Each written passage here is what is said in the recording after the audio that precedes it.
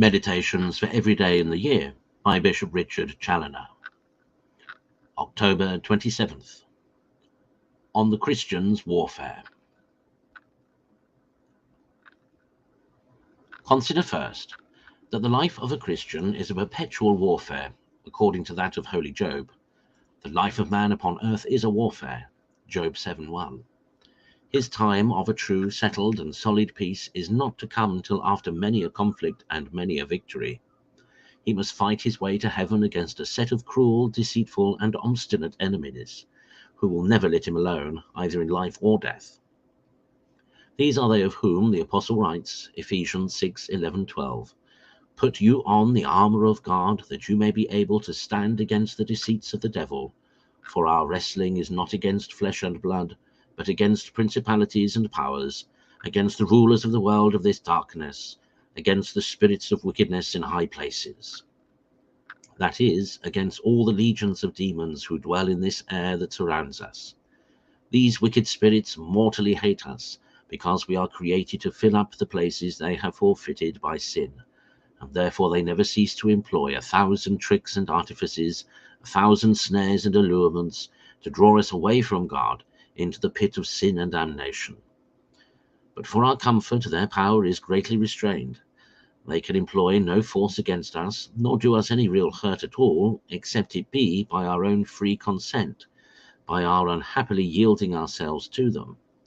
And on the other hand, we have a far greater strength engaged to fight on our side, not only of all the host of heaven, ever ready to guard and defend us, but even of the King of heaven himself, whose battles we are fighting, and who never forsakes his soldiers in the war, if they do not first desert from him.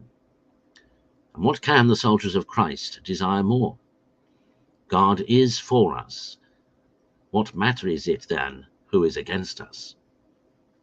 We are sure of victory if we do not fling down our arms and desert to the enemy. Consider, secondly, that the devil and all his wicked ones, knowing how little they can do against us of themselves, have unhappily engaged the world and the flesh to side with them as auxiliaries in this warfare. Upon these they depend more than upon all their own troops, and these in effect annoy us more, and commonly do much more mischief to our souls than all those spirits of darkness. By the world we mean the whole collection of poor mortals who have been already deluded by Satan into the broad road of sin and perdition, and who have embraced, both in principles and practice, the wicked laws, maxims, and customs which he has introduced, and continually propagate them both by word and example. This is that world, the slave of Satan and the mortal enemy of the gospel of Christ, against which he so often pronounces his woes. This is that Babylon, the city of the devil, that is waging war against the people of God, and seeking to carry them away captives, and to subject them to its wicked laws. This wicked world is made up of the lust of the flesh, the lust of the eyes, and the pride of life. 1 John 2:19. This wicked world and all its pomps we have renounced at our baptism. Against this capital enemy of our souls we must fight till death. Consider, thirdly, that if the world be a dangerous enemy to a Christian soul, because it requires a great courage and strength to go against the current of all its maxims and practices, and to despise both its allurements and its censures, the flesh, on the other hand, is still more difficult to overcome, because it is a domestic enemy that is always at hand, even within this very castle of ours, which is continually besieged by the devil and the world.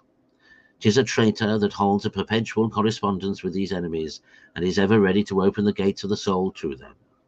For by the flesh we mean our own evil inclinations, passions, and lusts, which never cease to wage war against the spirit, and which violently incline us to take part with the devil and the world against our God. Hence our Lord in his gospel not only requires that we should renounce all other things in the world, now how near or dear soever they may be to us, to follow him, but more especially inculcates that we must renounce also ourselves, and hate ourselves in this life, if we desire to be his disciples and to save our souls. This then is the very chief part of the Christian's warfare, to fight continually against ourselves, and to spare no pains to subdue our own flesh, that is, all our corrupt inclinations and passions. Conclude to declare an eternal war against all these three enemies, and to fight manfully against them till death, and thou shalt not fail to receive the crown of life.